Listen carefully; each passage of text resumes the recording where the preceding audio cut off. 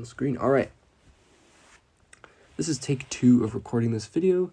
I'm doing a colored nonogram.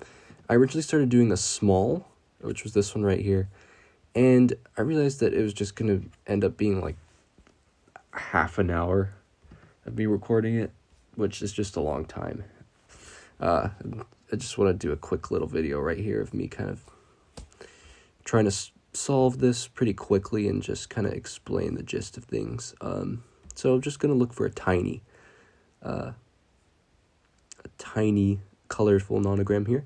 This one, let's do this one. It's by Mind Scrub. It's 15 by 14, and it's got a 4-star picture rating, which is good for a tiny nonogram. So, colored nonograms, how do they work? Well, they're just like regular ones, but they have colors, so there's more nuance, more logic that you can do here, and I'll just walk you through that as we go through. Just explain it as I go. All right, so when you're starting off a nonogram, you want to look to these at the top and on the sides to see kind of what has the biggest numbers, because what we're looking for is what we want to be able to fill in guaranteed. So for example, let's take this 1 and the 1 as a negative example. I mean, there's one gray, and there's one gray. It could be these two, it could be these two, it could be anything. So what we're looking for is guaranteed squares. So for example, let's take this 1, 9, 1, for example. So here's what I'm going to be looking for in a colored nonogram. You're going to want to look for things that match. So this brown right here, let's see how many brown squares there are in this column, right? So going down, there are 1, 2, 3, 4, 5, 6, 7, 8, 9, 10. And we need 9 of those to be filled out. So that means that we can fill in a guaranteed 8 right there. So we know so what I'm saying is there's no way to make this column complete without having all of these squares filled in. It's just impossible. You try it, you can't. So I basically do that for the whole thing now. So let's take this 6, for example. They start here, 1, 2, 3, 4, 5, 6, 7, 8. So we can fill in, let's see here. We can fill in 1, 2, 3, 4, 5, 6. So we can fill in these 4.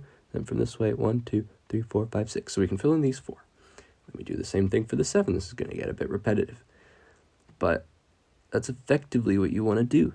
So we filled in 6. We know that there's 1 left, but we don't know where it is. We just do it up the ways as well. 1, 2, 3, 4, 5, 6, 7. So a good technique to do this is you just count out 7 all the way from the bottommost where it can be, and then you count out 7 all the way from the topmost. It could be 1, 2, 3, 4, 5, 6, 7. And then you basically got it, and the same principle applies with left and right. Okay, so we see there's a 3 here in brown, which means these can't be filled in because that just doesn't work. Same thing right here. This has to be a 4. So here we can count out 1 gray, 1 black, and then 1, 2, 3, 4 brown. So no matter what, this one has to be filled in.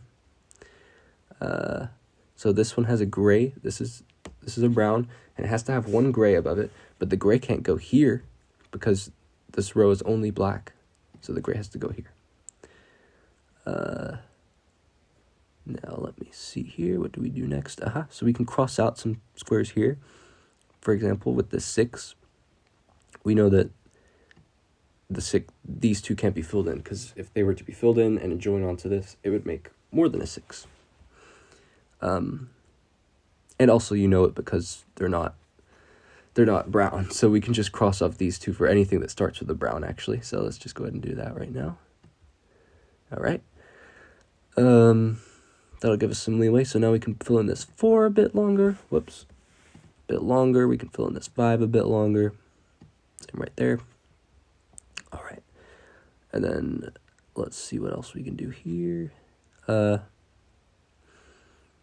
we're getting most of the brown squares filled in first. I'm sure there's always some obvious stuff I'm missing. But let me see here. This 5. Let's see. 1, 2. So I'm counting from the top. 1, 2. Actually, so I can't start counting there because there has to be 2 above it at least. So 1, 2, and then I can start counting 5. 1, 2, 3, 4, 5. And then for the bottom, I'm going to count 1, 2, 3, 4, 5. So this square has to be filled in, so that completes this 5. That's pretty nice. Okay. Okay. This really has no real meaning, but I'm just looking for things to do in this puzzle. These have to be black no matter what, so anything that ends in something that isn't black can be eliminated from contention right here. So we're just crossing these columns off. This one too. And it's not much, but it just helps solve the puzzle. Every little helps. Tesco. Okay. 1, 2, 3 down there. No, okay. Okay, likewise, same here. Anything that doesn't start with a black can be crossed off here. In this. So any of these that don't start with a black can be crossed off in this column. So for example, this one, this one, this one, this one, and this one. And now we can see, okay, so there needs to be 3 in a row. That's not a 3 in a row. That's not a 3 in a row. These can be crossed off too. So now we know that the 3 has to take place right there. And we know that these 2 have to be filled in. You can't make a 3 without both of these columns. So we can fill those in, and that does us nicely. We can cross this off.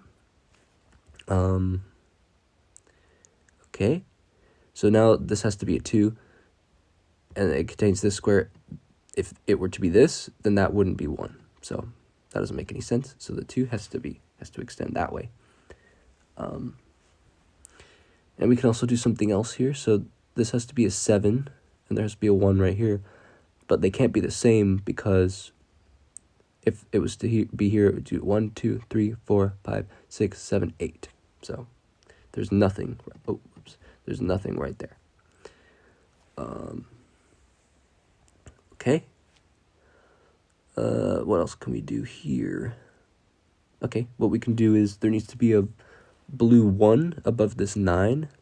It can't be right there because we've exhausted all the blue in this row. So it has to be right up here, which completes this 3, which means that this 2 has to extend down here, which means that this gray 1 has to be to the left of here. All right, making some decent progress. Okay. Oh, we're about to complete this row. We already completed the first row, but still a milestone. We can fill this orange in because this and this are already filled in, although it didn't automatically cross that out for me. So now that row is completed. Also, I have like the settings on to where it kind of automatically crosses it out for you when you're done, just because it's easier than having to do it manually. But don't worry, it only does it when you've already got all the stuff in. It doesn't like really complete stuff for you. Right here, we can look here and see that there has to be a 4 at the end. This cell cannot contain 4 squares in 1, so we can cross it off. And then this cannot contain 2, so we can cross it off. All right. Let's see if we can't fill anything in from this 4. 1, 2, 3, 4. 1, 2, 3, 4. We can fill in this square. 1, 2, 3, 4. And we can cross this out above it because there's no way anything can come above it because the most it can be is a 1. Okay. Okay. This can't be filled in as a gray because in order for it to be a gray, it would have to have 3 blues above them, which doesn't make any sense. So now we can cross that off, which means that we can cross both of these off because that can't fit a 3. So therefore, now we know for a fact that the 3 grays and the blues, the 3 grays are right here, the 1 blue is right here, and the 3 oranges are right here. So the picture is kind of starting to take shape now. I wonder what it could be, some kind of, looking like, I thought it might be Donald Duck or something, but, or it could be an old man. I guess we'll see, an old man in a nightcap, but let's see. Okay, we've got, those are kind of bold predictions. We've got these 3 filled in, okay. Yeah, I mean, the essence of a nonogram is just kind of looking around and seeing, oh, what did I miss? Okay, this is what I missed. Okay, we can fill in this gray. We're getting this row pretty much close to completion. We just need a blue 2 and a gray 1. The blue 2, you have to have this one filled in. Okay, 7. Okay, 1. Okay, not much we can do right there. Actually, a pretty tricky solve for a tiny crossword. This is actually taking up quite a bit of space on my computer. Okay, we can cross these two off. They can't make a 3. Which, okay, we can cross these off. Oh, okay, duh, I missed this. 3 and 3 next to each other. We've got opposing colors next to each other, therefore they have to take up this space perfectly. So that crosses off that row. This here, yeah, we're just missing stuff. That is the only way that that can take shape, really. This is a 2, so this has to be crossed off. And then that means that we can complete this row. There's no other option there. This 5 cannot have a gray under it because of this, so therefore this 5 extends out here. This 2 can only wedge in here because there's only 2 squares between these. This 4 has to be connected right there. This 1 has to have a space next to it because if the 1 was right next to it, it would just be a 2. Okay, this 1 has to be here because it's between the orange and the blue. Or this, yeah. And then, so that means this extends out. This has to be crossed off. This has to be crossed off because it has to be a gray. This has to be a gray. That can't be a gray. Therefore, we can extend this 7 right out here. That completes the 7. So now we know that there's a 1, space 1, and then a 2. And this is the only way that that can happen in such a tight space. This is already a 6 now, so we can cross this off. And the reason I can't cross it off here is because the gray one could come right after.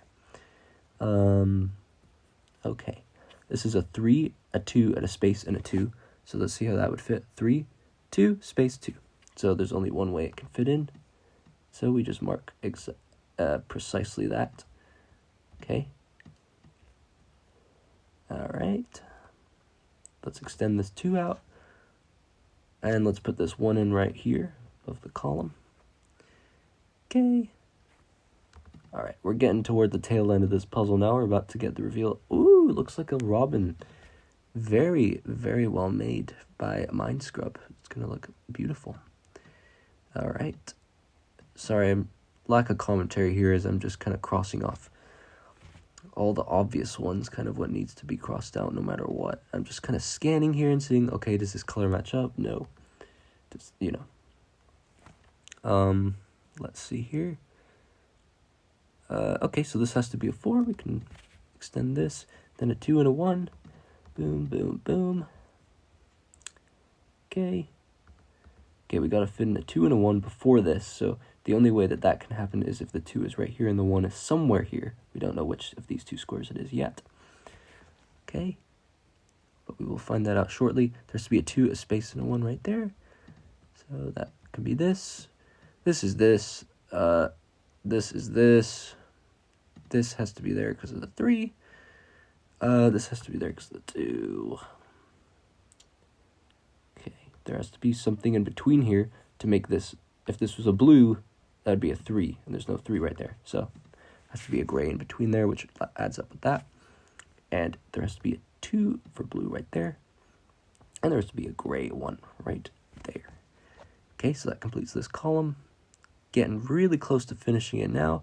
This cannot be a 2 because there is only 1 there. So therefore the gray 1 goes there. And the blue 2 goes there, which finishes this row. And now all we need is we need a gray 2 in this column, which means this one has to be filled in gray, which means we can extend this out to the 2. That completes this row. This row is complete as well. Whoops. Yeah, which means, okay, this 2 is right there, and that lines up with that 1 and that 1. And the only square left is this one. Yay, congratulations! We did it, guys. All right. So worth it. 14 minutes of slave labor to pull off this cute little bird. Life is good. It's a Eurasian bullfinch. Silly me calling it a robin earlier. That was very ignorant of me. Let's read the comments. Nice shape and colors, although perhaps a brown eye would have been better than an empty white space. Good for tiny design. Thanks. Very sassy comment from Babskia. Notorious on the site for being extremely critical. Perhaps a brown eye would have been better, but you know what? The more negative space, the better, in my opinion, and it just makes for a more fun, challenging solve.